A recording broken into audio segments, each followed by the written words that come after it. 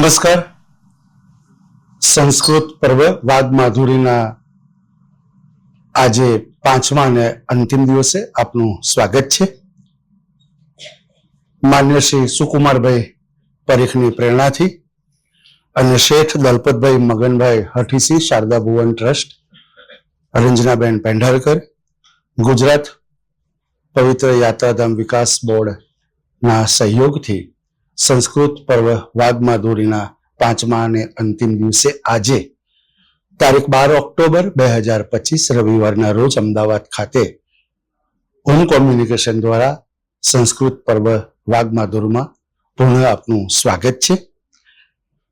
આજે છાંદોગ્ય ઉપનિષદ વિશે માન્ય શ્રી અમૃતલાલ ભોગાયતા સાહેબ અને બૃહદારણ્યક ઉપનિષદ વિશે માન્ય શ્રી વિજયભાઈ પંડ્યા સાહેબ વક્તવ્ય આપવાના છે.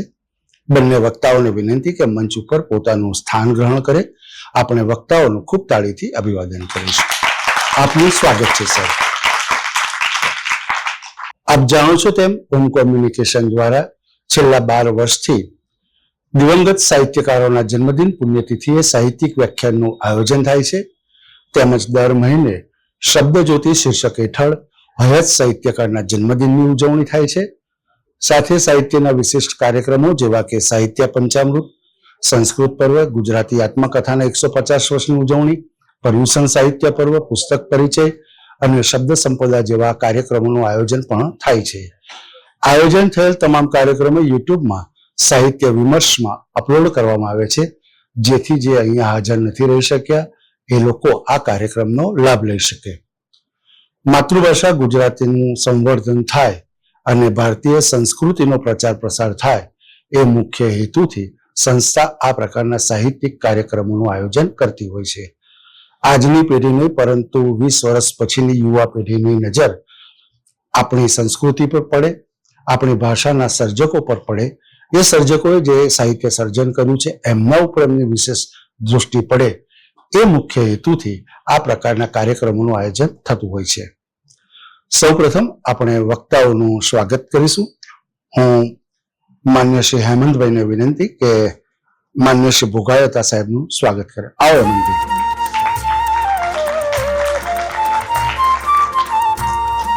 માન્ય શ્રી સતીશભાઈ વ્યાસ સાહેબને વિનંતી કે વિજયભાઈ પંડ્યા સાહેબનું સ્વાગત કરે. આભાર હેમંતભાઈ. આભાર વ્યાસ સાહેબ. છેલ્લા 5 દિવસથી એટલે આજે 5મા દિવસ એટલે છેલ્લા 4 દિવસથી આપણે કાર્યક્રમની શરૂઆત શ્લોકગાનથી કરતા હોઈએ છીએ. એ શ્લોકગાન આરાધનાબેન શોધન કરે છે. આરાધનાબેન શોધન શ્લોકગાન ઉપરાંત ભજન તેમજ ગીતોમાં પણ એ નિપુણ છે. વૈદિક જ્યોતિષનો એ અભ્યાસ ધરાવે છે, અભ્યાસ ચાલુ પણ છે. કુંડળી જોઈને પણ એ ભવિષ્ય જોતા હોય છે. એ સાથે એમનું મોટું કામ છે સાઉન્ડ હિલેરી. એ દ્વારા પણ એ આ પ્રકારના સેશન યોજતા હોય છે. તો કાર્યક્રમની રૂપરેખા કંઈક આ પ્રકારે રહેશે. સૌ પ્રથમ આરાધનાબેન શોધન આવશે, એ શ્લોકગાન કરશે. ત્યારબાદ છાંદોગ્ય ઉપનિષદ વિશે માન્ય શ્રી અમૃતલાલ ભોગાયતા સાહેબ વક્તવ્ય આપશે. ત્યારબાદ ફરીથી આરાધનાબેન ઉપસ્થિત રહેશે અને શ્લોકગાન કરશે. અને એના પછી બૃહદારણ્યક ઉપનિષદ એના વિશે માન્ય શ્રી વિજયભાઈ પંડ્યા સાહેબ વક્તવ્ય આપશે. બંને વક્તાઓના વક્તવ્યની વચ્ચે અને શ્લોકગાનની વચ્ચે સંચાલકની કોઈ ભૂમિકા રહેશે નહીં, જેની ખાસ નોંધ લેવા વિનંતી. તો સન્માનપૂર્વક ખૂબ તાળીઓ સાથે આરાધનાબેનને વિનંતી આપ આવો અને કાર્યક્રમનો પ્રારંભ કરો. સ્વાગત છે આપનું.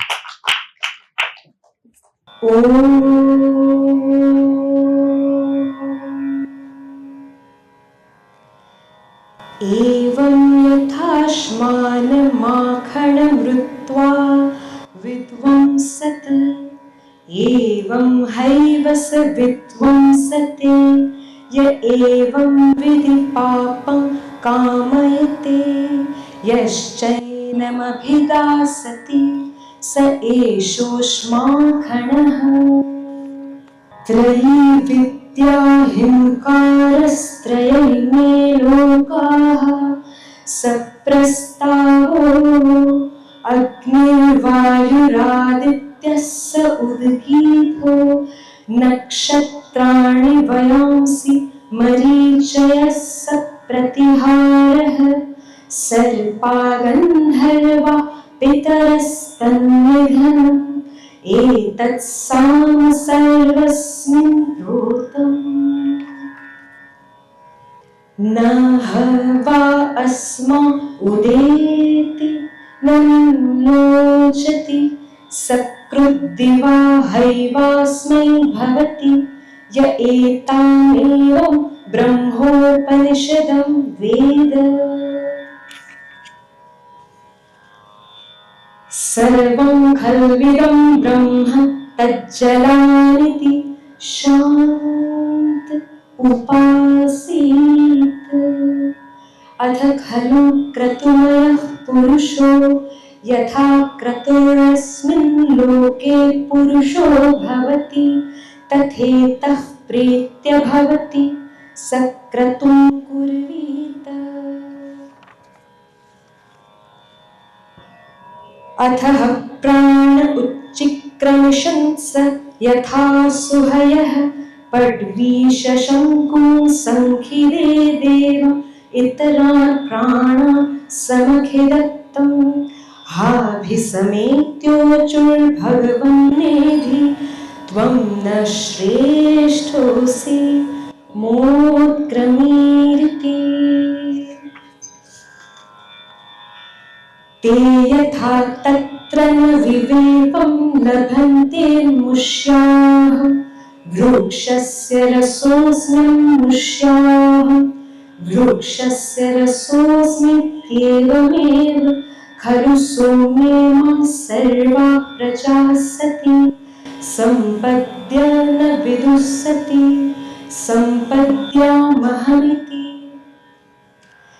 इमाः सौम्यनद्यः पुरस्तात् प्राच्यस्यन्दन्ते पश्चात् प्रतीच्यस्ताः समुद्रात् समुद्रमेवापीयन्ति स समुद्र एव भवति ता यथा तत्र न विदुर्यम् अहमस्मीति स यथा तत्र नादाह्यैतैतदात्म्यमिदं सर्वं तत्सत्यं स आत्मा तत्त्वमसि श्वेतकेतो इति तथास्य विजज्ञाविति तस्य हवा एतस्यैवं पश्यत एवं मन्वानस्यैवं विजानत आत्मतः प्राण आत्मतः आशात्मतः स्मर आत्मतः आकाश आत्मतस्तेज आत्मतः आप आत्मतः आविर्भाव तिरोभाव आत्मतो अन्नम् आत्मतो बलम् आत्मतो विज्ञानम् आत्मतो ध्यानम् आत्मतश्चित्तम् आत्मतः संकल्प आत्मतो मन आत्मतो वाक् आत्मतो नाम आत्मतो मंत्रा आत्मतः कर्माणि आत्मतः एवेदं सर्वमिति यावान् वा अयमाकाशस्तावानेषोऽन्तर्हृदय आकाश उभे अस्मिन् द्यावा पृथिवी अन्तरेव समाहिते उभावग्निश्च वायुश्च सूर्याचन्द्रमसावुभौ विद्युन्नक्षत्राणि यच्चास्येहास्ति यच्च नास्ति सर्वं तदस्मिन् समाहितमिति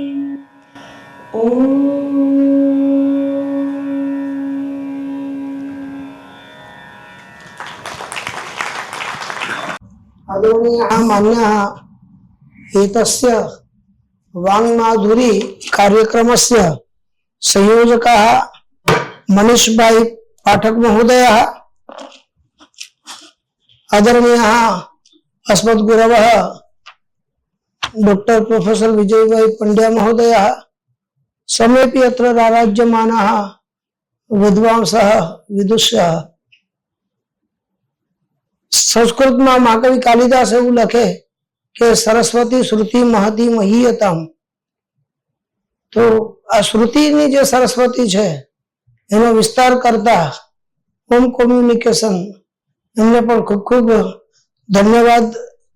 આજે વિષય આપ્યો છે છાંદોગ્ય ઉપનિષદ. આપ સૌ જાણો છો 5 દિવસનું ખૂબ સરસ મજાનું આ અનુષ્ઠાન ચાલે છે. તો એમાં યજ્ઞમાં એક તો વસોધારા સમન્વિત યજ્ઞ પણ હોય કે જેમાં આખું છેલ્લે એક આખા ઘીના ડબ્બા હોમી દે અને એક ઈદમ નમઃ એમાં પછી 2 ઘીના ગુંદ રાખીને કે આ પણ અમારું. તો એમ આટલું સરસ મજાનું જયારે બધા વિદ્વાનો વ્યાખ્યાન આપે છે ત્યારે એમાં ઈદમ નમઃ ભાવથી આ નાની એક આહુતિ મને આપવાનો પણ અવસર મળ્યો છે.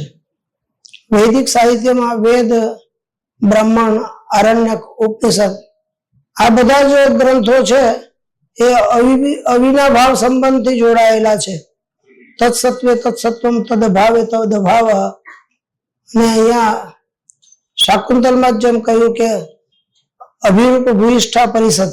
તો અહીંયા તો બધા તત્વ મર્મજ્ઞ આપ સૌ છો એટલે 800-900 પેજના વિસ્તાર વાળું આ છાંદોગ્ય ઉપનિષદ. એટલે એ થોડા સમયની અંદર આપણે એક લિમિટેડ કે એક પરિધિ વાળા પ્રાંગણની અંદર ચેતક જેવા ઘોડાઓને દોડાવવા હોય એવો એક આ આયાસ અઘરો છે. તેમ છતાં સારા તરમ જે હશે એ પ્રસ્તુત કરવાનો પ્રયત્ન કરું છું. છાંદોગ્ય ઉપનિષદમાં પહેલા આપણે નિર્વચન જોઈએ તો વેદ માટે છંદ શબ્દનો પ્રયોગ થાય છે. છંદયતિ આહલાદયતિ ઇતિ છંદ. છંદનો મતલબ થાય કે જે ગીત દ્વારા આપણે પરમાત્માની સ્તુતિ કરીએ, એને પ્રસન્ન કરીએ એ છંદ. 4 વેદમાં ભગવદ્ ગીતામાં ભગવાન સ્વયં કહે છે કે હું સામવેદનું સ્વરૂપ છું. કારણ કે સામવેદ છે એ ગીતિ પ્રધાન છે અને કોઈ પણ સ્તુતિ હોય એ ગીતિ પ્રધાન હોય તો ભગવાનને વધારે ગમે. એટલે આ સામવેદીય તવલકાર બ્રાહ્મણમાં જે 10 અધ્યાય છે એમાંથી 8 અધ્યાય છે એ છાંદોગ્ય ઉપનિષદના છે. આપ જાણતા હશો કે બધા વેદ છે એના એક પશુના મુખના પ્રતિકાત્મક પણ રાખ્યા છે. તો એમાં જે ચતુર્મુખ બ્રહ્માજી છે એના 4 મુખ છે, વેદ છે.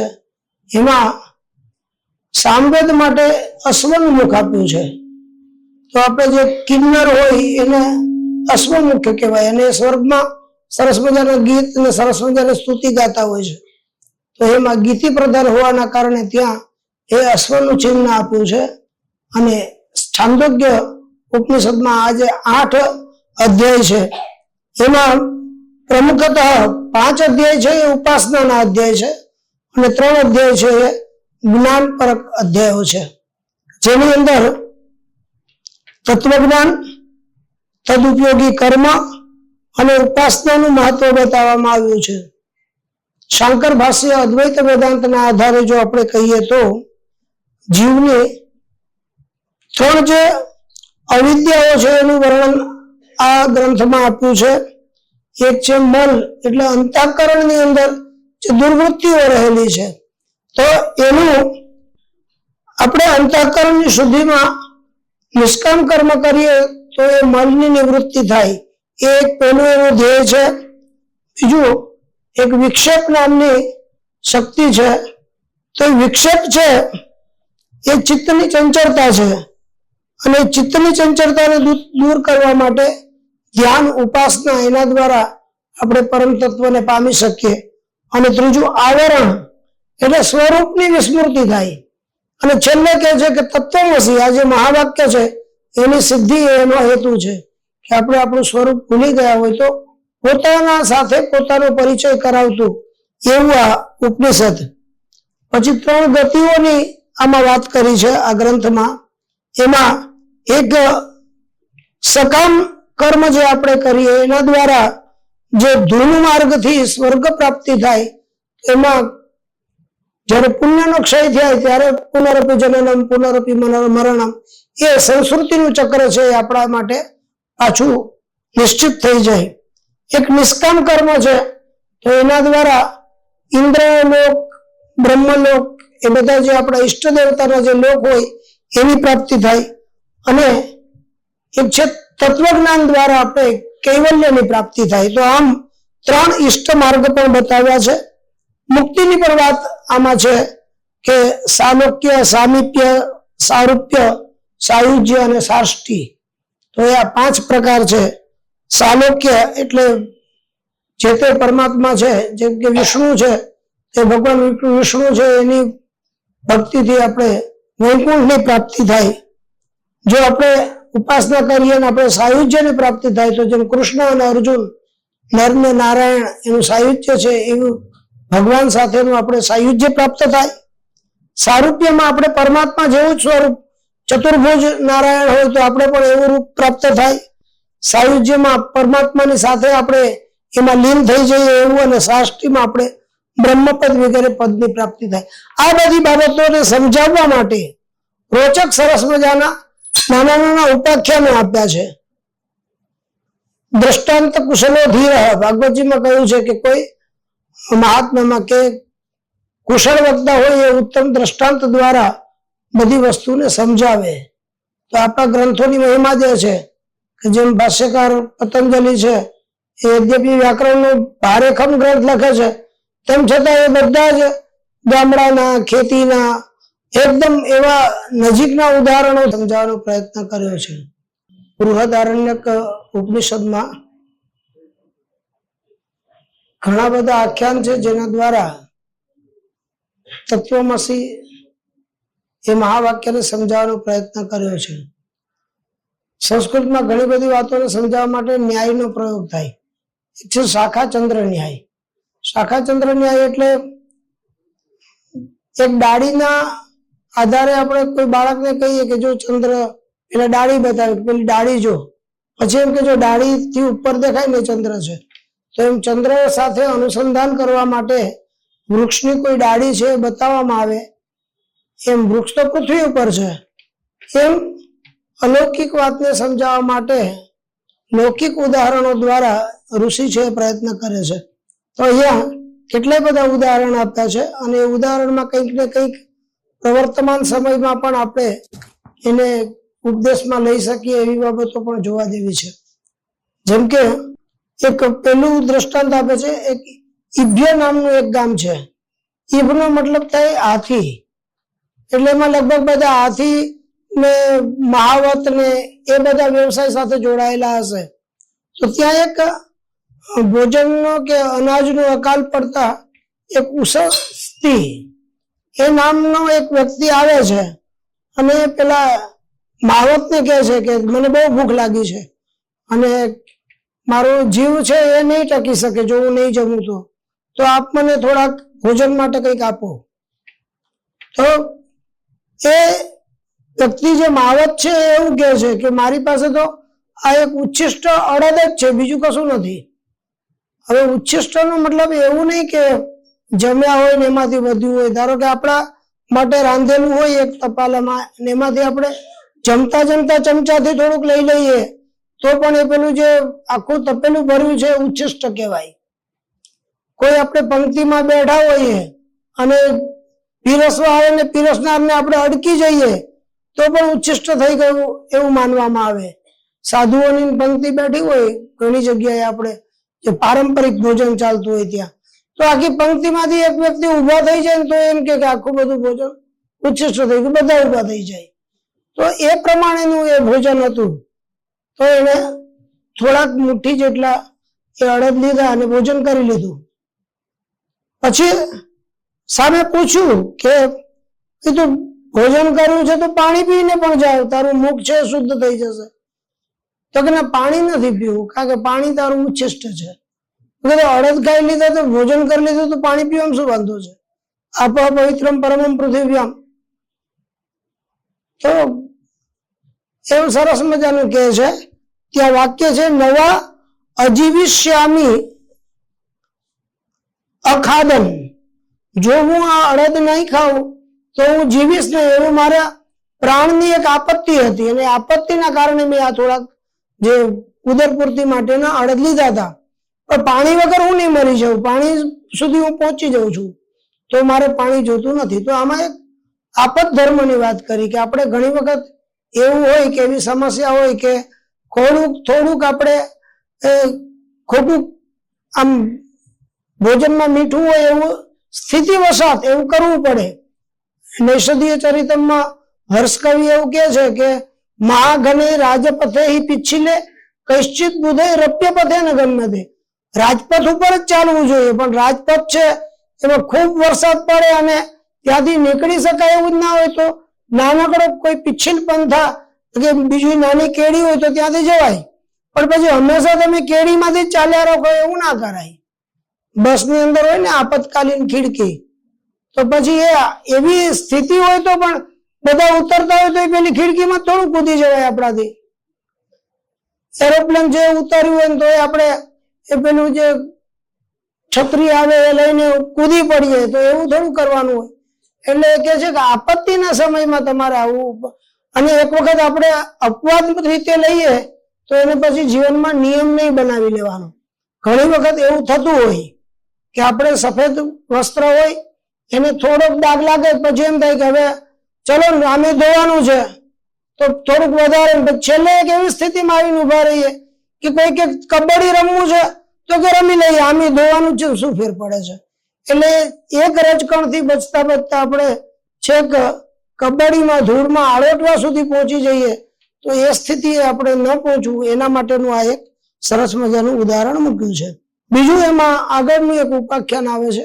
આ ઉપાખ્યાનો દ્વારા એ જે મુખ્ય વાત કરે છે, આમ તો એમાં 32 વિદ્યાઓની વાત છે અને 8 અધ્યાયમાં 32 ઉપર 1 કલાકના લેક્ચર થાય એવું છે. તો આખું એક મોટું સત્ર કરવું પડે, ઉપનિષદ સત્ર. એમાં એક સત્યકામ જાબાલની વાત પણ બહુ સરસ છે અને એમાં એ હારિદ્રુમત ગૌતમ ઋષિ પાસે અભ્યાસ અર્થે જાય છે. તો ત્યાં પહેલાના નિયમ પ્રમાણે જે અત્યારે બી છે તમારું નામ લખાવો, તો એ કહે છે તમારું ગોત્ર લખાવો. તો કે મને તો ગોત્ર કઈ ખ્યાલ નથી, એટલે જાબાળા એમની માતા પાસે જાય છે. પછી એ કહે છે, તો માતાએ જે કીધું કે ગોત્રનો ખ્યાલ નથી, તો એ બાળક આવી અને ઋષિની સામે યથાતથ્ય બોલી દે છે કે મને મારા ગોત્રની ખબર નથી, આપને ભણાવવું હોય તો જે પણ હું કઈ જેમ કર્ણએ કીધું હતું એ મેં કઈ ખોટું ના બોલ્યું, એ સ્પષ્ટ કહી દીધું એને. તો ઋષિએ તરત કીધું કે તું ઉત્તમ કોટીનો વિદ્યાનો અધિકારી છો, કારણ કે તું સત્ય બોલે છે. સત્યમ પરમ ધીમહિ, સત્ય બોલનાર વ્યક્તિ એનું ગોત્ર ઉત્તમ જ હોય. યદા યદા મુંચતી વાક્ય બાણમ તદા તદા જાતિ કુલ પ્રમાણમ. વાણી છે એ જે વ્યક્તિનો પરિચય આપે. અને પછી એ કહે છે કે થોડીક ધૈર્યની પ્રતીક્ષા. પેલા આ બધી વિદ્યાઓમાં એક એ પણ છે, અત્યારના વિદ્યાર્થીઓ ઘણી વાર નાનકડી કમથી મહેનતનું ફળ ના મળે તો ડિપ્રેશનમાં જતા રહીએ. તરત જ જોઈએ છે બધાને એમ કે આજે કામ કરો ને કાલે ફળ મળી જાય. તો ત્યારે આ બાળકને ઋષિ એવું કે છે કે આ 400 ગાયો છે, એ 400 માંથી 1000 ગાય થાય ત્યાં સુધી તારે અહીંયા આશ્રમમાં પાછું નહીં આવવાનું. હવે એના 400 ગાયોના વાછરડા, એ વાછરડા મોટા થાય તો 400 માંથી છે એ પણ કઈક ઓછી થાય ને. તો એમ ધીરે ધીરે સહસ્ર ગાય છે એને લઈને એ પ્રકૃતિ સાથે તાલમેલ કરતા કરતા, તો જુઓ એને પ્રેક્ટિકલ ને થિયરી બંને ચાલે છે. એ જંગલની અંદર કેમ રહેવું, ત્યાંના જે વનદેવતાઓ છે, ત્યાંનું વન્ય જીવન છે, એનાથી પાઠ કેમ શીખવા, એમ બધું શીખીને જયારે આવે છે કે મને તમે ભણાવો, તો સંબોધન કેવું કરે છે ઋષિ? બ્રહ્મવિદ ઇવ વૈ સૌમ્ય ભાષી કોનું ત્વાનું સસામાં, કે તું તો બ્રહ્મવિદ જેવો લાગે છે, બ્રહ્મવિદ છો. તો તને આ બધું કોને ભણાવી દીધું? મતલબ કે બધી જ વિદ્યાઓ છે એને સંક્રમિત કરી દીધી. આટલું ધૈર્ય કર્યું, એ જ ધૈર્ય જેની પરીક્ષાથી છે ને બધી જ વિદ્યા આત્મસાત થઈ ગઈ. અને ઉદાહરણમાં જે દ્રષ્ટાંતમાં જે સંબોધન કરે છે સૌમ્ય વિદ્યા છે, એને મહાકવિ કાલિદાસ રઘુવંશમમાં 5મા સર્ગમાં કહે છે કે જેમ સૂર્ય ઉગે અને આખી જગતની અંદર ચેતના આવી જાય, એમ બ્રહ્મ જ્ઞાન જેની પાસે હોય ને એની અંદર ચેતના આવવી જોઈએ, તો ખબર પડે કે આ ભણેલો માણસ છે. કે તમે ડિગ્રી બતાવો તો ભણેલા છીએ એવું નહીં, પણ રોડ હોય અને એમાં ગ્રીન લાઇટ આવે એટલે એની બ્રેક લાગી જ જાય, પછી એ વિચારે કોઈ જોતું નથી નીકળી જઈએ તો એનું MA PhD બધું ફેલ. એ કઈ ન કોરી વિદ્યા એમ. એટલે સૌમ્ય સંબોધન વાપરે છે.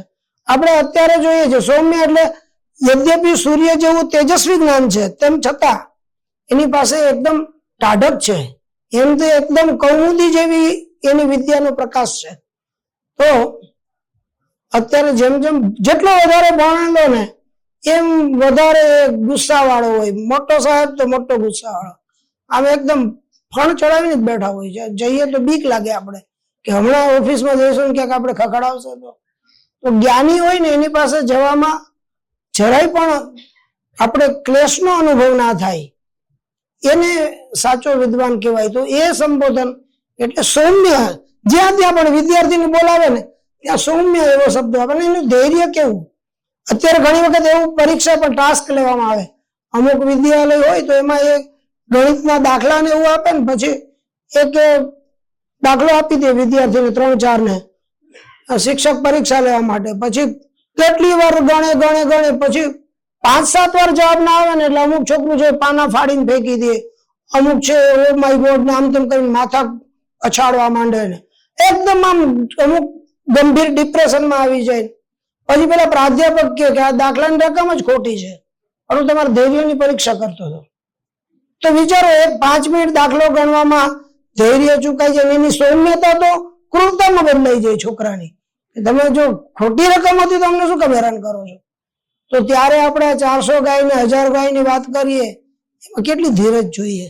તો છેક સુધી આ પરંપરા એ ઉપનિષદમાં બતાવે છે. ઉપર નજીક નિષ્ઠાપૂર્વક એકદમ ધૈર્યથી તમે વિદ્યાને આત્મસાત કરો. ભણવાનું તો કહેતા જ નથી, આત્મસાત કરો.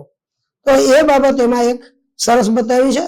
અને સૂત્ર છે કે ગુરુ શુશ્રૂષયા વિદ્યા, ગુરુની શુશ્રૂષા કરો. શુશ્રૂષાનો એક અર્થ થાય શ્રાવો, સાંભળવાની ઈચ્છા. સેવા તો થાય જ પણ સાંભળવાની ઈચ્છા. ગુરુ જેમ કે એટલે ધ્યાનથી સાંભળવું. એટલે આપણે વેદ છે એને શ્રુતિ કહેવામાં આવે. જે બહુશ્રુત હોય ને જ્ઞાની હોય એટલે આપણે કહીએ બહુશ્રુત જ્ઞાની. સાંભળ્યા વગર કોઈ દિવસ જ્ઞાન થાય નહીં. અને એટલે ભગવાને આપણે 2 કાન આપ્યા છે ને 1 જીભ આપી છે. એટલે બહુ બોલે એ વિદ્વાન ના હોય, પણ બહુ સાંભળે ને એ વિદ્વાન હોય. તો એ બધી બાબત આમાં નાની બાબત ખૂબ સારી રીતે એમને સમજાવી છે. પછી આરુણી અને શ્વેત કેતુનો એક સંવાદ છે, એમાં અનેક પછી વિદ્યાઓની વાત કરે છે. એમાં આપણે વિદ્યાર્થીઓને વિદેશ ભણવા મોકલતા હોય, દૂર ગુરુકુલમાં મોકલતા હોય, અને સ્વાભાવિક છે બધાને ઘર બહુ વાલું હોય. અપી શાકમ પચાનસ્ય ગૃહા વૈ મઘવન સુખા, એવું એક સૂત્ર છે વ્યાકરણમાં કે જો શાક પણ રૂખી સુખી ઘરે મળતું હોય ને તો ઇન્દ્રના ભવને જવાની કોઈ કોશિશ ના કરવી. એ શાક છે ને ઘરે બહુ મજા આવે. તો શ્વેતકેતુ ને આરુણી કહે છે કે ભાઈ તારું ઉપીત સંસ્કાર થઈ ગયો છે તો તું ભણવા જા. 8 વર્ષનો થાય તોય નહીં, આ જો કે પ્રસિદ્ધ છે એટલે હું ટૂંકમાં જ કહી દઈશ. પછી 12 વર્ષનો થાય ત્યારે એને ભણવા મોકલે છે, અને એ 24 વર્ષનો થાય ત્યારે 12 વર્ષ બધી જ વિદ્યાઓને પ્રાપ્ત કરીને આવે છે. પણ પેલું ને ફિલ્મોમાં બધામાં ભણીને આવે પછી આમ કલેક્ટર થઈને આવ્યું તો આમ એન્ટ્રી પાડે, એમાં શ્વેતકેતુ એમ એન્ટ્રી પાડીને આવ્યો હોય. મને બધાને કોઈને ધ્યાનમાં ના લે, બધાને એકદમ પોતાથી નાના ગણે, કોઈને પ્રણામ ના કરે, દંડવત નમસ્કાર ના કરે. તો આરુણીને ખબર પડી ગઈ કે આ તો ખોટું થયું. વિદ્યાનો તો વિદ્યા વિનયનો સ્વગત, એનું ફળ તો વિનય વિવેક છે, અને આ તો ઉદ્દંડ થઈને આવ્યો છે. એટલે પછી એ કહે છે કે એકેન વિજ્ઞાતેન સર્વમિદં વિજ્ઞાતમ ભવતિ. એવું તું કઈ ભણ્યો છે કે જેનાથી એકને જાણવાથી બધું જાણી લેવાય? તો પછી ત્યાં એ જવાબ આપે છે કે અમારા ગુરુજનને નહીં આવડતું એટલે અમને એ કીધું નથી. આપણે છોકરાઓ એવું કે ને અમને ગુરુજીએ નથી ભણાવ્યું, આઉટ ઓફ પોર્શન હશે તો નહીં કીધું હોય. ત્યાં શંકરાચાર્ય મહારાજ એ સ્પષ્ટતા કરે છે, આમાં ગુરુનો વાક નથી, પણ છોકરાને મનમાં બીક છે કે વળી પાછું કદાચ મને ગુરુકુળમાં ધકેલ દેશે તો. એટલે અને જો આરુણીને બધું જ આવડે છે, તેમ છતાં એ પારકીમાં કાન વિંધે એ આધારે કે વ્યવહારિક જ્ઞાન પણ મળશે એટલે બહાર ગુરુકુળમાં ભણવા મોકલે છે. જેમ જનક રાજા પાસે સુખદેવજીને વ્યાસ મુનિ મોકલે છે.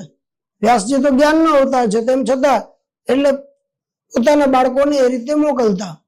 પછી એ બધું એમાં કેટલાય બહુ બધી વિદ્યાઓના બહુ બધા ઉદાહરણો છે, પણ એમાં એક ઉદાહરણ બહુ પ્રસિદ્ધ છે કે એમ કહે છે કે તું એક મીઠો નો ગાંગડો હોય એને તું પાણીમાં મૂકી દે અને પછી મને બતાવજે કે આમાં ચાખ. તો કે મીઠું ક્યાં છે? તો કે દેખાતું નથી. તો કે તું પાણીને પી. તો કે મીઠું તો આમાં વ્યાપ્ત છે. તો કે જેમ મીઠું વ્યાપ્ત છે છતાં દેખાતું નથી, પણ એ અનુભૂતિ થાય કે પાણીમાં મીઠું છે.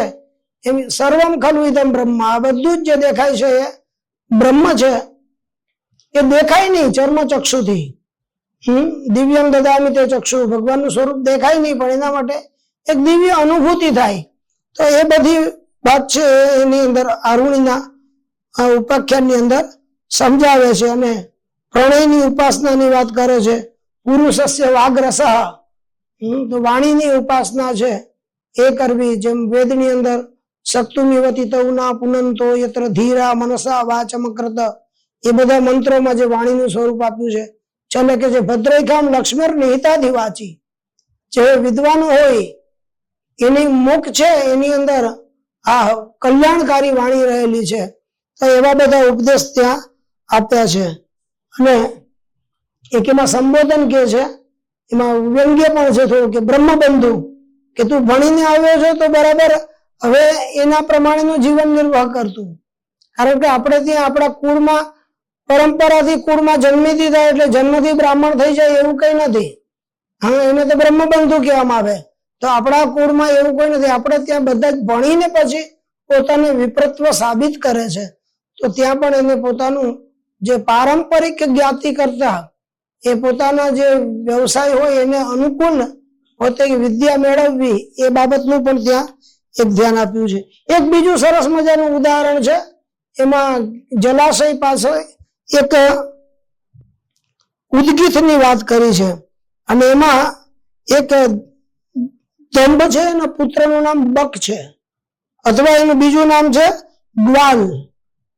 તો એ ત્યાં નદી કિનારે સરોવર પાસે જાય છે અને ઉદગીથની ઉપાસના કરે છે, ઓમકારની ઉપાસના કરે છે. અને ત્યાં બાજુમાં એક કોઈ સફેદ કૂતરું પ્રગટ થાય છે. અને પછી એ આવે અને આમાં લખ્યું છે કે એની બાજુમાં બીજા કેટલાય સફેદ એટલે કઈક કૂતરાની અંદર કઈક બહુ સારો વધારે પ્રતિષ્ઠિત કલર હોતો હશે.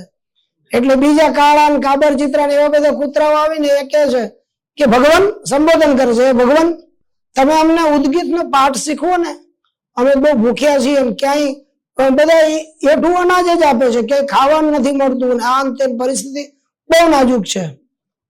એટલે પેલું જે સફેદ કૂતરું એને ના પાડતી, જાઓ અત્યારે જાઓ, તમે મોડા આવ્યા છો. બપોરે ક્યારે ઉદગીત ના ગવાય. ઉદગીતમાં સૂર્યનું વર્ણન છે અને સૂર્યનારાયણ જયારે સામે હોય ને ત્યારે પ્રાર્થના થાય, ઉપર હોય ત્યારે પ્રાર્થના ના થાય. તો મધ્યાહ્નોત્તર કાળ છે, સવારે બ્રાહ્મ મુહૂર્તમાં આવજો. એટલે પાછા બધા કૂતરા એ કાઉ કાઉ કરતા કરતા જતા રહે છે. અને સવારે પછી બધા જ એની કૂતરાની મંડળી હોય ભેગી થાય, એકબીજાને પેલું સર્કસમાં કેમ હાથી એકબીજાને પૂંછડી પકડીને આટા મારતા હોય, એમ બધા જે કૂતરાઓ એકબીજાને પૂંછડી પકડી આટા મારતા હોય ને એમાં પેલા જે હેડ હોય છે એ ઉદગીત નું ગાન કરે. ભાષા પણ એવી છે. ઓમ મદામ ઓમ પીબા ઓમ દેવો વરુણ પ્રજાપતિ સવિતા અન્નમિહા હરદન્નપતે અન્નમિહા હરા હરોમિતિ.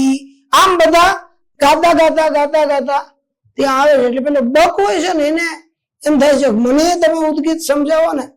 પછી એ બક છે એ પણ એટલે આપણે એમ કહીએ ને કે જે જ્ઞાન હોય એ ગમે ત્યાંથી મેળવી લેવું જોઈએ. જેમ આપણે દત્તાત્રેય ભગવાન 24 ગુરુને પાસેથી કે છે, નાની દીકરી પાસેથી પણ જ્ઞાન મેળવે. તો જ્યાં હોય ત્યાં બાલાદપી શુભાશ્રિતમ ગ્રાહ્યમ, પશુ પક્ષી આ બધા જ કંઈક ને કંઈક આપણે શીખવે જ છે.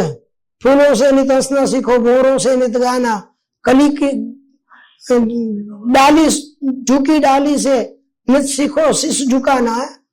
તો વૃક્ષની ડાળીથી તો આમ આખી પ્રકૃતિ છે કંઈક ને કંઈક આપણે શીખવે છે. તો આમાં પ્રકૃતિ પ્રેમનું બતાવે છે. બીજી વાત ત્યાં એક વ્યંગ્ય એવો પણ છે કે જે આપણે સ્તુતિ કરતા હોઈએ છીએ ભગવાનની, તો એમાં આપણી એક માંગણી ના હોવી જોઈએ. જે અનાજ માટે ઉદરમ ભરીનો જીવા, તો પેટ માટે થઈને આપણે ભગવાનની સ્તુતિનો ઉપયોગ કરીએ, વિધિ વિધાન કરીએ, મંત્રને મોટા મોટા અવાજે ગાઈએ, અને ગમે ત્યારે સગવડીઓ ધર્મ આપણે કહીએ કે બપોરે પૂજા કરવી છે તો કાલે બપોરે કરી દેશું, સાંજે કરવી છે કઈ વાંધો નહીં, ભગવાનને તો શું સાંજે કરી દેશું, કમૂરતા તો એમાંય ચાલે છે. એટલે એવું જે આપણે પેટ પૂજા માટે કરતા હોય ને એવી પૂજાઓને ત્યાં નકારી કાઢી છે. એવો પણ એક મેં અર્થ એમાં ટીકાઓમાં વાંચ્યો છે. તો આ બધી બાબત કહી છે. અને એમાં લખ્યું છે પર્યુષિત ભક્ષણ ઉચ્છિષ્ટ. કૂતરાઓ જે કૂતરાઓ એઠું જ ખાતા હોય એ એમ કે છે ફરિયાદમાં કે ભગવાન અમને આવું એઠું અનાજ ને ટાઢું અનાજ ને મળે છે ને તો અમારે બહુ લાઈફ સ્ટાઈલ બહુ ખરાબ છે એમ. હવે વિચારો આપણે સવારે રાંધ્યું હોય વધે તો ફ્રીજમાં મૂકીને સાંજે ખાઈએ પાછા.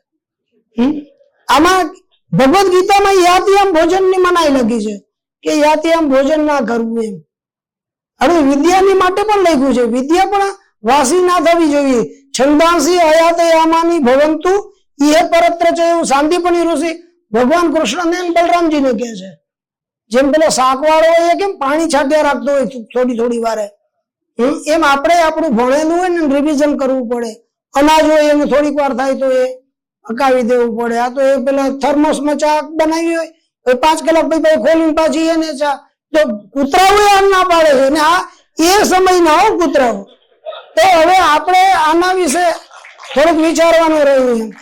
એટલે આમાં આપણે તત્વમસી તો કદાચ અમે તો કેટલા 35 વર્ષથી ભણીએ છીએ તો તત્વમસી નો સાક્ષાત્કાર નથી થયો. પણ આમાંથી આપણે થર્મોસમાં ના પીવું કે ફ્રીજમાં ના રહે એટલું મળી જાય તો આપણા માટે તત્વમસી જ છે. તો એટલો બોધ આપણે આમાંથી લેવું. સવારે સૂર્યોદય પહેલા આપણે પ્રાર્થના કરવી એવું કૂતરાઓને કીધું. રવિ એટલે સૂર્યનો વાર, તો આપણે રોજ તો ડ્યુટી હોય એટલે વહેલા ઉઠીને જતા રહેતા. સવારે સૂર્ય વાસર હોય રવિવાસર હોય ત્યારે આપણે સૂર્યોદયને જોતા જ ના હોઈએ. એ સૂર્યોદય એની રીતે થતો હોય ને આપણે 9 વાગે 10 વાગે ઘરના આપણે ઉઠવા જાય તો કે ઉતાર્યો ને હવે રવિવાર છાનામાં શું હવે તમે ઉભા થયો એટલે બદન હેરાન કરો, બેસીને છાપું વાંચો કઈ. તો આપણે આ શ્વાન એ પણ કે છે કે આપણે સૂર્ય ઉદય થાય એની પહેલા ઉઠી જવું જોઈએ. આવું ડિસિપ્લિન વાળું હોય જીવન તો તમને યાદી આમ ન હોય એવું ભોજન ના તમે અધિકારી છો. આવી વાત એક કરી. બીજું એક છે ને ઉપાખ્યાન છે એ જાનશ્રુતિ નામનો એક રાજા છે. આ મને બહુ નવી વાત લાગી. એના માટે હું તો ખાસ કોમ્યુનિકેશન ને આભારી છું કે આટલી બારીકાઈથી વાંચવાનો અવસર આપ્યો એમ. તો એમાં જનશ્રુતિના પુત્ર એટલે જાનશ્રુતિ. શ્રુતિ એટલે જ્ઞાન, ખૂબ વિદ્વાન હોય છે રાજા. હવે રાજાના આમાં 3 વિશેષણ આપ્યા છે. સંસ્કૃત મૂળ છે ને એમાં, કારણ કે સંસ્કૃત મૂળ સાથે ચાલીએ ને તો જ થાય. અનુવાદ ને સારું છે પણ અનુવાદ થી બધું સ્પષ્ટ ના થાય એમ. એ તો પેલા જેમ કે મેં બાલ બચ ગઈ એવું કે તો પછી કે આઈ સેવ્ડ હેર એન્ડ હેર, પછી એમ ટ્રાન્સલેશન એવું કરે તો ટ્રાન્સલેશનમાં ઘણી વાર તકલીફ પડી જાય. એટલે મૂળ આપણે જોઈએ. ઓમ જાનશ્રુતિર પૌત્રાયણ શ્રદ્ધાદેયો બહુદાયી બહુ પાક્ય આસ. કે આ રાજા કેવો હતો તો કે તો શ્રદ્ધાથી આપનાર હતો. જેમ શ્રીયાદેયમ રિયાદેયમ સંવિદાદેયમ આપવું હોય ને તો પછી 2-4 વાર 5 વાર કેમ, પછી આપણે આમ તુષ્કારથી આપીએ એમ નહીં, શ્રદ્ધાપૂર્વક આપવું, નહીં તો નહીં આપવું. અશ્રદ્ધા અદેયમ, તો શ્રદ્ધાથી આપતો હતો. બહુદાયી, થોડુંક માગે તો વધારે આપતો હતો. તો એ પણ એક લક્ષણ છે. આપણે કોઈ 100 રૂપિયા કમાતો હોય એ 5 રૂપિયા આપે તો બરાબર કહેવાય. કોઈ કરોડપતિ હોય તો એ 10 રૂપિયા કે 100 રૂપિયા કે 1000 આપે તો ના આપે. એના જે ધન હોય એનો ષષ્ઠાંશ વૃત્તિ થાય ને એટલું ધન તો આપવું જોઈએ. તો એ અને બીજું બહુ પાક્ય, પોતે પકાવીને આપતો હતો. એવું નહીં કે શેર બજારમાં જીતીને પછી આપી દેતો હતો, એવું નહોતું કે કોઈ ઉપર ચડાઈ કરીને લઈ લેતો. પોતે કુરુ રાજાને જેમ પોતે ધાન્ય પકાવતો પછી બહુ આપતો અને આપ્યા પછી શ્રદ્ધા રાખતો. તો એ છત ઉપર જઈને આમાં લખ્યું છે કે એ ઘર્મ કાલે હર્મ્યાતલસ્થે, ખૂબ જ તડકો હોય છે ને ત્યારે નિરાતે બેઠો હોય છે. તો જો કર્મ એવું કરવું જોઈએ કે તડકામાં પણ આપણે ટાઢકનો અનુભવ થાય. એક પંખો ચાલુ હોય ને 2 મિનિટ જતો રહીને આપણે આમાં, તો એવું નહીં, એમ તડકામાં પણ બેસી શકે.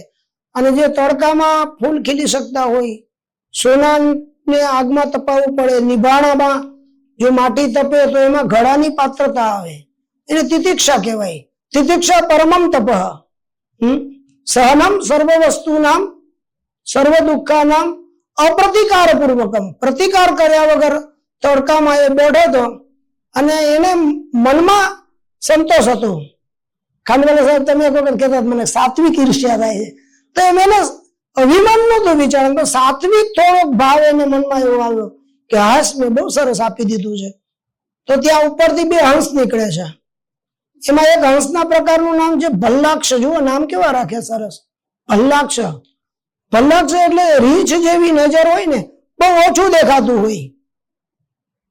તો 2 હંસ નીકળ્યા તો પેલા બીજો હંસ કે છે આગળ જઈને, એ ભાઈ તું જો ને, ભલ્લાક્ષ જરા ધ્યાન રાખ, તારી નજરથી નીચે પેલો જાનસુરતી રાજા તપસ્વી બેઠો છે, બાજુમાં જઈશ ને તો હળગાવી દેશે કે એટલું એનું તપ છે.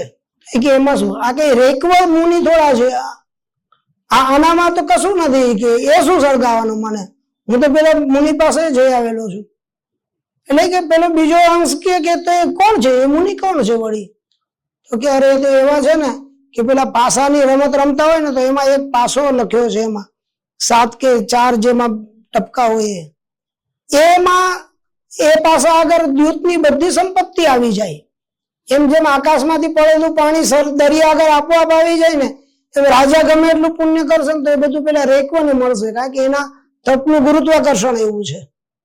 એમ કરીને જતો રહે, આ તો કઈ નહીં જાવ. એટલે પેલાનું મગજ છે ને એ એક્ટિવ થઈ ગયું, હું આટલું કરું છું, મને સંતોષ છે ને કે આ તો કઈ નથી, તો જે છે એ કેવો હશે. તો એને રાજ્યમાં જઈને કીધું બધાને, જાઓ તમે આ રેકવાને કોઈને ઓળખો છો? તો કે ના, હું તો કોઈ ના, તમારે જે દાનીને બધા ઓળખે. તો કે મને બધા ઓળખે છે ને આને આટલો મોટો છે ને કોઈ નથી ઓળખતું. તો એને વધારે જિજ્ઞાસા, જે વસ્તુ ન મળે ને એમાં આપણે વધારે જિજ્ઞાસા વૃત્તિ થાય. તો એને તો બહુ બધા શોધવાનો પ્રયત્ન કર્યો પણ ક્યાંય મળે નહીં. એટલે કોઈ વળી વિદ્વાને કીધું કે તમે જેને શોધો છો ને એના માટેની યોગ્ય જગ્યા હોવી જોઈએ. પાણી હોય ને તમે પછી એને છત ઉપર શોધો તો ના મળે, એને કુવા આગળ જવું પડે. એમ ઋષિ મુનિઓ તપસ્વીઓ હોય તો એ તો ક્યાંક ગુફામાં મળે, ક્યાંક જંગલમાં મળશે, એકાંતમાં. હવે જાય છે અને એમાં વર્ણન કર્યું છે બહુ જુદી જ જાતનું વર્ણન. એવું નથી કે કોઈ તપસ્વી હોય ને એકદમ નિર્મળ ને આમ એનું તેજ હોય ને એવું વર્ણન નથી. એક અવધૂત હોય ને એવું વર્ણન છે એનું. આજગરી વૃત્તિમાં રહેતા હોય ને, ભાગવતજીમાં લખે છે એવું વર્ણન છે. તો એમાં એ લખે છે સહ અધસ્તાત શકટસ્ય પામાનમ કર્ષમાણમ ઉપ વિવેશ. પામાનમ કર્ષમાણમ, આમ પેલું ખરજવું ના ખજવાડતા હોય એવી રીતે ખરજવું ખજવાડતો હોય. એક ગાડું હોય છે, પરત બાંધ્યું હોય અને નીચે બેઠા હોય છે આમને. તો કે તમે રેકવા ઋષિ છો? તો એને પોતાનું જ્ઞાન નથી હોતું. થોડીક વાર પછી અરે હા રેકવા તો હું જ છું. એ કે બોલો શું કામ છે, જલ્દી બોલો, મારી પાસે ટાઈમ નથી, મને આનંદ આવે છે એમ કરે. તો એ કહે છે કે તમે મને સાંભળો, કે હું તમારી પાસે ઉપદેશ લેવા આવ્યો. જો અહીંયા આટલા બધા ગાયો છે, પેલા ગાયોનું મહત્વ હતું, રથ ને ઘોડા બધી કેટલી સંપત્તિ છે. તો જા એના માટે ઉપદેશ ના હોય, મારે કઈ જરૂર નથી, લઈ જા તારું પાછું. પછી તો એ ફરી પાછો આવ્યો અને છેલ્લે પછી ધન સંપત્તિ એની પુત્રીના લગ્ન કરવા માટે પણ તૈયાર થયો કે તમે મને ઉપદેશ આપો એમ. તો કે એમ ઉપદેશ ના થાય, તું મને મારું લોહી ના પી, મને આનંદમાં તું વિક્ષેપ કરે છે. આ ધન સંપત્તિ જોઈતી હોય તો આનંદ ના થાય. પછી એને સમર્પિત કરે છે, પાછો આવે ને કે હું સમર્પિત છું, આપ મને આ દેશ આપું છું. તમે તો કે બરાબર. સમર્પિત થઈને એને વિદ્યા મળે, હવે બેસતું. અને પછી એનો ઉપદેશ આપે છે કે જેમ કોઈ રાજા હોય એને શરીરમાં દુઃખ હોય અને એ દુઃખ કોઈ કેન્સર ના કે લાસ્ટ સ્ટેજમાં પડે અને એને તમે સોનાથી શણગારો તો એને સોનાનો આનંદ મળે ના મળે. એમ સુખ છે એ બારે ના મળે, તમે શરીરમાં શોધતા હો તો નહીં મળે તમને. આ તો તમે ચામડાથી આકાશને ઢાંકવાનો પ્રયત્ન કરો છો. તમારી અંદર જ સુખની પ્રાપ્તિ છે. ઝરણા અંદરથી ફૂટશે. આમ કરીને પછી એ કેટલી બધી વિદ્યાઓની વાત કરી અને તત્વજ્ઞાનનો બોધ આપે છે. તો આ બાબત છે ત્યાં હારેત્વા તવૈવ સહ ગોભી અસ્તુ ઇતિ, એ તરત કહી દે છે કે તું આ લઈને જતો રહે એમ. તો અહીંયા એક વિદ્યા છે ને એનું ફળ બતાવ્યું છે કે વિદ્યા કેવી હોય, તો કે જેમ આપણે પહેલામાં કે ત્રંબકમ યજામહે સુગંધિમ પુષ્ટિવર્ધનમ ઉર્વારુકમ એવ બંધનમ મૃત્યુર્મુક્ષીમાં, જેમ પેલું નાળિયેર હોય કે તુંબડી હોય એ ઉપરથી સુકાઈને અંદરથી પોતાની જાતે છૂટી પડી જાય, એમ વિદ્યા જેમ જેમ પ્રાપ્ત થાય ને એમ સંસ્કૃતિ છે એમાંથી છુટકારો આપોઆપ થવો જોઈએ. લીલું નાળિયેર ફોડીએ પછી આપણે ચાકુથી તવેથાથી આખું ઘર ભેગું થાય અને તો એ તો છૂટું પડે જ નહીં. એકાદ વખત છટકી જાય તો લમણામાં લાગે એવી સ્થિતિ થાય. અને બધા મથીને થોડોક પ્રસાદ લઈએ એવી રીતે ના થાય. વિદ્યા છે ને એનું તો કોપરું છે ને ઓટોમેટિકલી છૂટું પડી જાય. જ્યાં સુધી એ છૂટું પડે ને તો એ એટલે મારે આ કઈ જોતું નથી. મને મારામાં અને શરીરનો જ આનંદ લેવો હોય તો આ મને ખંજવાળ આવે છે ને એ પણ એક પ્રકારનો આનંદ જ છે. અને તું આનંદ લે છે ને એ આવો જ આનંદ છે, નુકસાનકારક જ છે. એવું બધું એ ઉપદેશ આપે છે, એકદમ સરસ રીતે સમજાવે છે. પછી નારદ મુનિની અને સનત કુમારની સંવાદની વાત છે. બરાબર, એ નારદ મુનિ સનત કુમારો પાસે આવે છે ને કે છે કે તમે મને ઉપદેશ આપો. જુઓ, નારદજીની વ્યુત્પત્તિ કરીએ કે એની નિરૂક્તિ કરીએ તો નારમ જ્ઞાનમ દદાતી તિ નારદ, જે જ્ઞાન આપે છે એ નારદ છે. તો અહીંયા બે એમાંથી સમજવા જેવું છે. એક તો જે જ્ઞાન આપનાર હોય ને એની પાસે ઘણું બધું જ્ઞાન હોવું જોઈએ, એને લેવાની પણ આદત હોવી જોઈએ. અને સાડીની દુકાનમાં જઈએ આપણે અને એક કે બે જ સાડી હોય તો ચાલે? એ કેટલું આમ ખોલે ઢગલો કરી નાખે. આપણે ખાલી એસી માટે કે ના લેવી હોય તો એ પ્રસન્નતા જ ઢગલો કરે. પછી આપણે એવું કે નથી ગમતું, બીજી દુકાન ત્રીજી દુકાન, તો આપણે ઉનાળામાં 2-3 કલાક નીકળી જાય. એ વાત પણ એને કઈ ના થાય, એ તો વળી પાછું ઢગલો મૂકે. તો એમ જ્ઞાની હોય ને એને બસ હવે ઓડિયન્સ બહુ સારું છે, તો ભગવાનની કૃપા છે. પણ કઈ ના હોય ને તો આપણે ખાલી સામે ગમે તે બેઠું હોય કઈ ના હોય તો સ્ટુડિયોમાં બેસીને એ જ ભાવથી આપણે બધા બેઠા છીએ. એવી રીતે આપણે કલ્પના કરીને બોલ્યા રાખવાનું. તો જ્ઞાનીની આ પરિભાષા, એટલે નારદ મુનિ છે એ જ્ઞાની છે એટલા માટે છે કે જ્ઞાનને મેળવ્યા રાખે છે, રિચાર્જ થયા રાખે છે. તો સનત કુમારો પાસે આવે છે. સનત કુમારો નું પણ ભાગવતજીમાં એવું લખ્યું છે, 4 છે ને એ એક બોલે ને 3 સાંભળે, ફરી બીજો બોલે ને 3 સાંભળે, એમ એ અંદર એટલે એના માટે ગમે ત્યારે જ્યાં બેસે ત્યાં સત્સંગ, જ્યાં બેસે ત્યાં એનું સ્વાધ્યાય સત્ર ચાલુ. તો એમાં એક કહે છે કે તમારામાં પાત્રતા શું છે, તમે શું ભણ્યા છો? તો આપણે જયારે જ્ઞાન છે ને એ બધામાં લખ્યું હોય અપાત્રાય નથી એમ. તો જ્ઞાન કોને આપવું એના માટે તમે શું ભણ્યા છો? તો જો નારદજીનું એક લિસ્ટ સરસ છે આમાં. ઋગ્વેદ, યજુર્વેદ, સામવેદ, અથર્વવેદ, ઇતિહાસ, પુરાણ, 5મો વેદ એટલે મહાભારત, વ્યાકરણ, શ્રાદ્ધકલ્પ, ગણિત, ઉત્પાદ જ્ઞાન એટલે દૈવનું બધું જ્ઞાન, નિધિ જ્ઞાન, તર્કશાસ્ત્ર, નીતિશાસ્ત્ર, નિરુક્ત, શિક્ષા, ભૂતતંત્ર, ધનુર્વેદ, જ્યોતિષ, ગારુડ શાસ્ત્ર, સંગીત શાસ્ત્ર અને વગેરે એના આનુષંગિક જેટલા છે ને એ બધા જ મેં જ્ઞાન પ્રાપ્ત કર્યા છે. પણ મંત્રવિદ એવ અસ્મિ ન આત્મવિદ સુતા, હું આ બધું જાણું છું, મંત્રને બધાને જાણું છું, વિચારમાં તો છે પણ મને આત્માનું જ્ઞાન થયું નથી ને એટલા માટે આ બધું નકામું છે. જો કેટલું બધું જાણ્યું છે છતાં એ વિનમ્રતાથી આજે આપણે 1% આપણે લાઇબ્રેરીમાં આખી લાઇબ્રેરી ફેંદી નાખીએ, આપણે આવડતી ચોપડી ના મળે એમાં.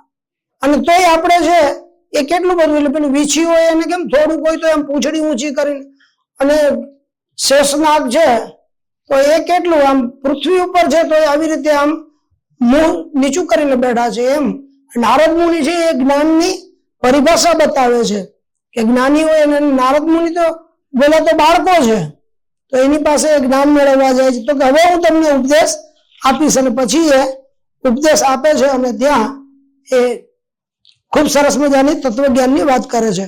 અને છેલ્લે મારે આમાં એક દ્રષ્ટાંત છે જે પ્રજાપતિ આગળ ઇન્દ્ર અને વિરોચન આવે છે, અને એ સંવાદ પણ છેલ્લે બહુ જ સારો છે.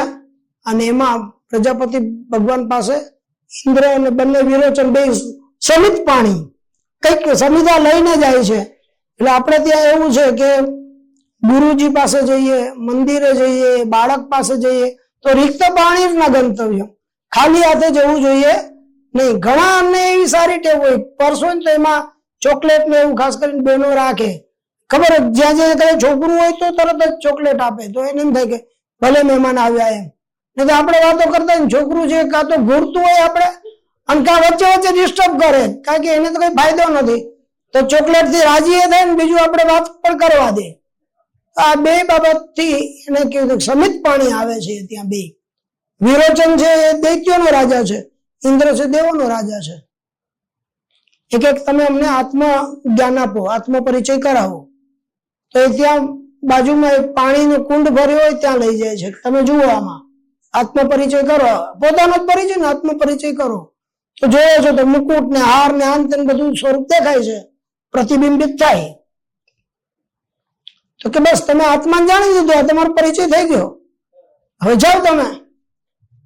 તો ત્યાંથી જતા રહે છે બે. પુરોચન ને તો ખબર પડી ગઈ કે હું તો આત્મજ્ઞાન થઈ ગયો, ત્યાં તો સ્વર્ગ ત્યાં દૈત્યો પાસે જઈ અને કહી દીધું કે આપણે આત્મજ્ઞાનમાં બહુ કઈ છે નહીં, કે આપણે પોતે છીએ એ આપણે જોઈ લેવાના, એટલે આત્મજ્ઞાન.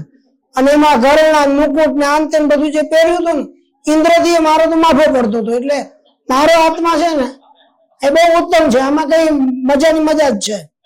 અને હવે આનાથી મારે પેલા જેમ કહેવાય ને સિક્સ પેક ને કરતા હોય, હવે આપણે તમે સરસ બોડી બિલ્ડર થઈ જાઓ, બધા ખાઓ પીઓ જલસા કરો, ઘરેણા અને ભોગ વિલાસ કરો.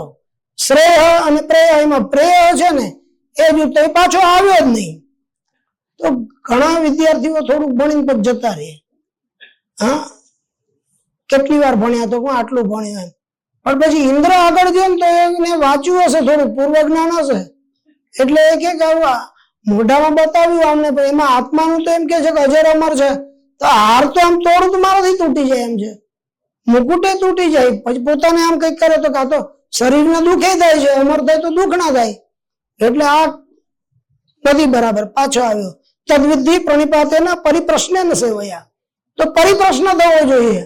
એટલે એને પરિપ્રશ્ન કર્યો કે આ તમે જે કહો છો ને એ મને સંતુષ્ટિ નથી, તો 32 વર્ષ સુધી તમે બેસો, હવે ધૈર્યની પરીક્ષા આપણે જોઈએ છે ને, પાછું તાબડતોબ જોઈએ, એમ ચડે ઘોડે આવીએ તો એમ જ્ઞાન થાય નહીં.